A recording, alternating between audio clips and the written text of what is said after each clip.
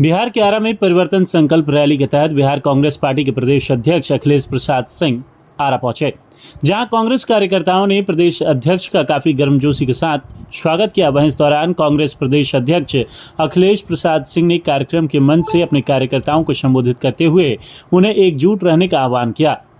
साथ ही मंच से अपने भाषण में अखिलेश सिंह ने बीजेपी और एनडीए गठबंधन पर जमकर हमला भी बोला। कांग्रेस प्रदेश अध्यक्ष ने कहा कि हमारी लड़ाई गणेश जी को दूध पिलाने वाले पाखंडियों से है, जिन्होंने पूरे देश के मंदिरों में दूध पिलवाने का काम कर जनता के बीच उन्हें बांटने का काम किया है। जबकि प्रधानमंत्री नरेंद्र मोदी के द्वारा वन नेशन वन इलेक्शन और कई बयानों को लेकर बिहार कांग्रेस प्रभारी ने कहा कि नरेंद्र मोदी अगर फिर से सत्ता में आ गया तो इस देश में प्रजातंत्र नहीं रहेगा, क्योंकि नरेंद्र मोदी इस देश को पुतिन के रास्ते पर ले जाना चाहते हैं। इसलिए कांग्रेस के सभी कार्यकर्ता गोलबंद नहीं हुए तो यह देश फिर से गुलाम हो जाएगा। वहीं प्रदेश अध्यक्ष ने मंच से कार्यकर्ताओं को अनुशासन का पाठ पढ़ाते हुए खुद अपनी पार्टी और उनके विचारों की पेंच में फंसते नजर आए, जहां उन्होंने आरा के शहीद भवन स्थित कांग्रेस कार्यालय के पास दान में दिए जमीन के मालिक और कांग्रेसी नेता की तस्वीर कांग्रेस दफ्तर में नहीं होने को लेकर कहा कि वैसे महान लोगों की मूर्ति कांग्रेस दफ्तर में नहीं लगेगी तो फिर कहां लगेगी। जो अपने पुरखों को याद नहीं करता उस समाज की कभी प्रगति नहीं होती। इसलिए सभी लोग कांग्रेस के जो वरीय नेता हैं उन्हें अपना माँ बाप मानकर इस पार्टी को और मजबूत करना चाहिए, तभी हम सब सामने वालों से लड़ाई लड़ सकते हैं। जबकि कांग्रेस प्रदेश अध्यक्ष से इंडिया गठबंधन में प्रधानमंत्री के चेहरे के बारे में पूछा गया तो उन्होंने कहा कि ये सभी घटक दलों को एक साथ मिलकर तय करना है और हम सब लोग अच्छी तरह से इस पर अपनी सहमति बना लेंगे। वहीं बिहार में मंत्रिमंडल विस्तार पर अखिलेश सिंह ने कहा कि यह मुख्यमंत्री नीतीश जी को सोचना चाहिए, क्योंकि हमारी संख्या बल काफ़ी है और उन्हीं के पास मंत्रिमंडल विस्तार करने का पावर भी है। क्या लगता है नहीं, ये परिवर्तन संकल्प रैली पहले से बेगूसराय जिला में किया, उसके बाद गया जिला में हुआ, आज ये तीसरा जिला है जो इस तरह की रैली हो रही है। हम भोजपुर जिला के जिला कांग्रेस कमेटी को और सभी बड़े नेताओं से लेकर छोटे कार्यकर्ताओं को हृदय से धन्यवाद देते हैं, जिन्होंने इस तरह का ऐतिहासिक स्वागत करने का काम किया।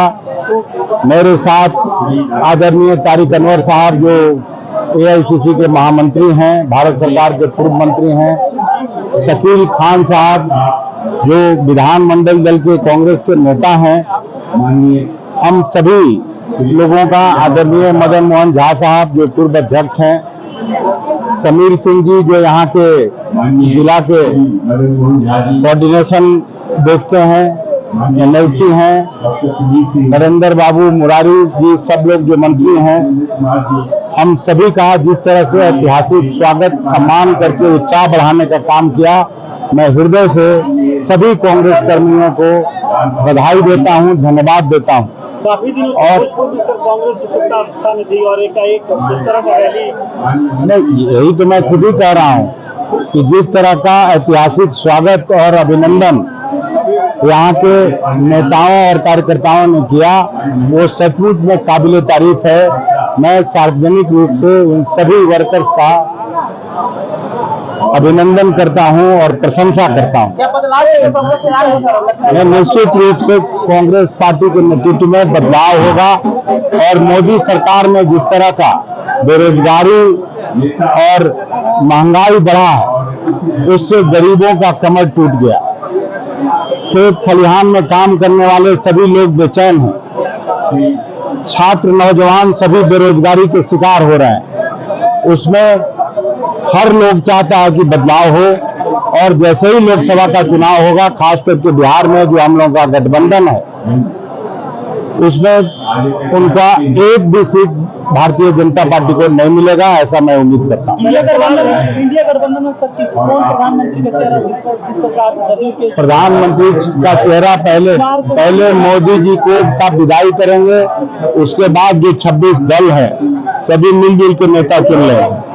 अभी गठबंधन का नेता नहीं चुना गया। सर, लगातार कांग्रेस मंत्रिमंडल के विस्तार को लेकर चर्चा हो रही है। नीतीश कुमार ने स्पष्ट कर दिया कि कोई कैबिनेट में विस्तार नहीं होने जा रहा है, तो इसका क्या नहीं, जो खाली पद है मुख्यमंत्री जी को भरना चाहिए। उसमें जो कांग्रेस कोटे के लोग हैं उनको भी मंत्री बनाया जाना चाहिए। जो राजद कोटे का खाली पद है उसको भी भरा जाना चाहिए। महागठबंधन में ठीक-ठाक चल रहा है। नहीं, बिल्कुल ठीक चल रहा है। बिहार में कहा, बिहार तो अगुआ है सारे दलों को इकट्ठा करने में बिहार के लोग लगे हैं। मोदी का बयान है, आपने कहा है कि हम सब कुछ ठीक कर देंगे, तो कर ही देंगे, क्या कर पाएंगे? बिल्कुल ठीक कर देंगे, कोई ये नहीं। बिहार हमेशा सबको ठीक किया है। बिहार हमेशा परिवर्तन की लड़ाई का अगुवाई किया है। कांग्रेस कैसे? कांग्रेस सब कुछ ठीक कर देगा। कांग्रेस आप देख ही रहे हैं, कांग्रेस ठीक हो गया। जहाँ जाइए 4-4, 5-5 किलोमीटर लंबी लाइन है गाड़ियों का साथ। बाकी अभी कहीं नहीं आपका 2024 की तैयारी था, जो 2019 बताई जाएगा वो 2020 मात्र अभी 1 सीट मिला था कारागंज का। अब की बाकी क्या तैयारी हो पाएगी? इस बार 11 सीट मिलेगा कम से कम। सर, आपको वैसे बैठक होगी, 8 सीट की बात आई थी, 8 सीट की बात अभी कोई इस तरह की बात नहीं है। आप लोग अपना दुकान चलाने के लिए सब बात बोलते हैं। उसके लिए कोऑर्डिनेशन कमेटी है, ठीक ठाक कर देंगे। बिल्कुल ठीक करेंगे। ठीक करने के लिए हम मुझको भेजा गया है। सीट सर 8 मिलेगी तो क्या ठीक कर पाएंगे? आपकी सीट अगर 8 मिलेगी तो आप क्या ठीक कर पाएंगे, क्या करेंगे? अरे भाई, जो बाकी लोगों को भी मिलेगा। अभी ये सब 8 और 9 और 11 कोई नंबर हो रहा है नहीं। जब तय होगा तो आपको बताया जाए। इसका निश्चित उत्तर जब टिकट का बंटवारा होगा तब उस समय तय किया जाए। इसलिए मजबूती से हम लोगों को ये लड़ाई लड़नी पड़ेगी। अगर देश के किसानों को, मजदूरों को, छात्र नौजवानों को उनके भविष्य की लड़ाई लड़नी है तो कांग्रेस पार्टी को मजबूत करना होगा। कांग्रेस के विचारधारा को गांव के खेत खलिहान तक ले जाना होगा। तभी हम ये लड़ाई जीत सकते हैं। लड़ाई किससे? हम लोगों का लड़ाई है गणेश जी को दूध पिलाने वाले से। उस समय मैं जर्मनी में था और वहां भी भारतीय मूल के लोग सुबह सुबह मैं जिस मित्र के यहाँ रुका हुआ था, जत्थे के जत्था आए। मैं डुसेलडोर्फ शहर में था और वहां से बॉन में एक मंदिर था कि गणेश जी दूध पी रहे हैं, वहां हम लोगों को चलना चाहिए। मैं फिजिक्स का विद्यार्थी रहा, मैं नहीं गया, बाकी लोग गए और वापस मुंह लटका के आए कि गणेश जी दूध नहीं पिए। लेकिन भारत भर के मंदिरों में इन लोगों ने दूध पिलवा दिया।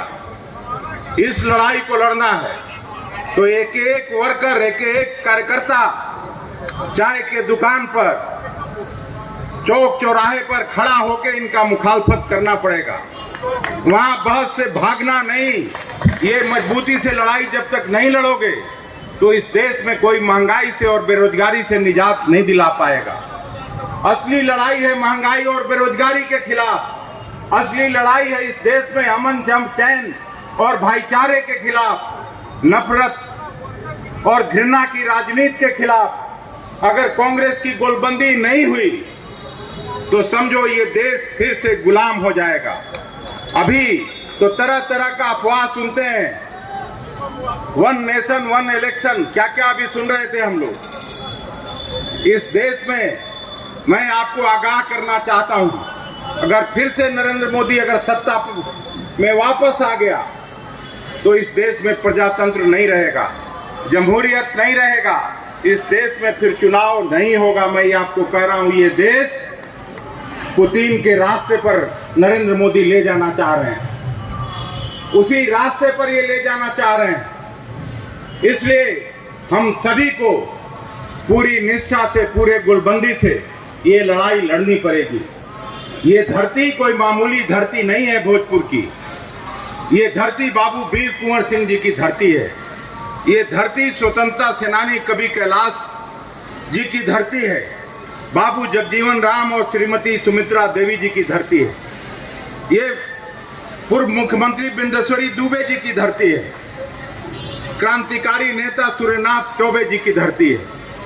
और जहां पे हम लोग भाषण कर रहे हैं, शिवपूजन राय जी यहाँ कभी विधायक होते थे, सेवा दल का काम देखते थे। और उन्होंने ये जमीन दिलवाई। मैं आपको अपना भाषण करने के पहले एक बात कहना चाहता हूं। तपेश्वर बाबू की धरती है, राम सुभग बाबू की धरती और स्वामी सहजानंद सरस्वती की भी कर्मभूमि रही है ये पूरा इलाका। मैं ये बात केवल इसलिए कह रहा हूं कि जब हम लोगों को ऑफिस ले गया, हमको तारिक साहब को, यहाँ के अध्यक्ष ने, मैं कुछ साथियों से पूछा कि जिसने ये जमीन दी क्या उनकी कोई मूर्ति है यहाँ पे?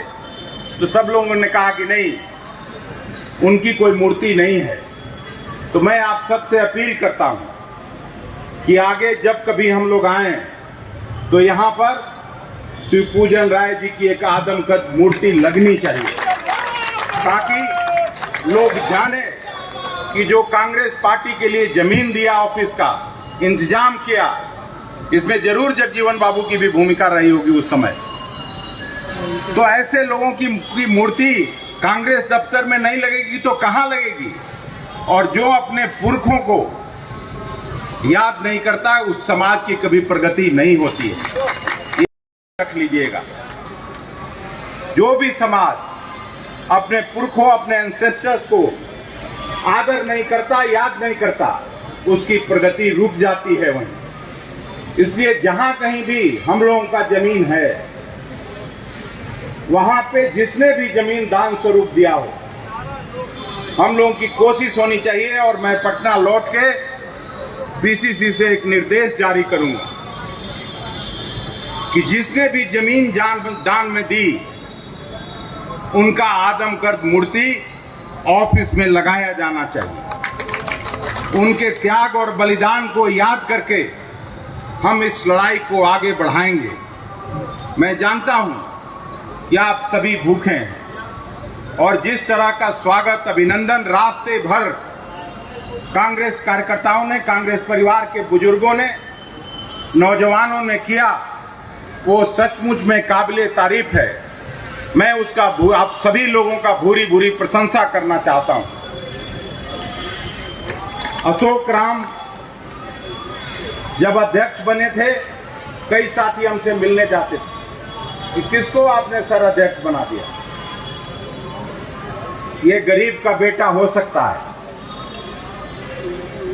दलित समुदाय से आने वाला आदमी है, लेकिन इसके रग रग में कांग्रेस का खून है। और जो भी बड़े लोग हैं, जो संपन्न लोग हैं, सबको इसके पीछे खड़ा होना, यही कांग्रेस है। यही कांग्रेस ने हमको सिखाया है।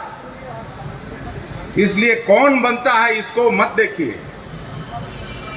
और कम समय में इसने जो काम करके दिखाया, हम डॉक्टर साहब को भी, उनके पुत्र को भी और जिले के सभी कांग्रेस कर्मियों को हृदय से बधाई देते हैं, जिन्होंने सब मिलजुल के, कहता था लोग पटना में कि कमजोर जिला है भोजपुर, वहां आपका मीटिंग ठीक नहीं हो पाएगा, लेकिन बेगूसराय में मीटिंग अच्छा हुआ, गया में मीटिंग अच्छा हुआ, लेकिन जो स्वागत भोजपुर के लोगों ने किया वो किसी ने नहीं किया। ये कह के और पुनः आपको मैं साधुवाद देता हूं। अनुशासन में रहना है और पार्टी और लीडर को माँ बाप समझिए। जब तक पार्टी और अपने लीडर को माँ बाप के जैसा नहीं समझेंगे, तब तक आपके अंदर अनुशासन नहीं आएगा। अनुशासन, श्रीमती गांधी जब थी तो अनुशासन देश को महान बनाता है, उन्हीं का कोट है, हर जगह लिखा हुआ, हम लोग पढ़ते थे, वॉल राइटिंग पढ़ते थे। और जो आपसी कटुता और कड़वाहट है, इसको खत्म करिए। बड़ी लड़ाई है, अंग्रेजों से भी एक मायने में बड़ी लड़ाई है। इन झूठों से, इन मक्कारों से लड़ने के लिए आपसी गोलबंदी करिए, अनुशासन में रह के लड़ाई लड़िए।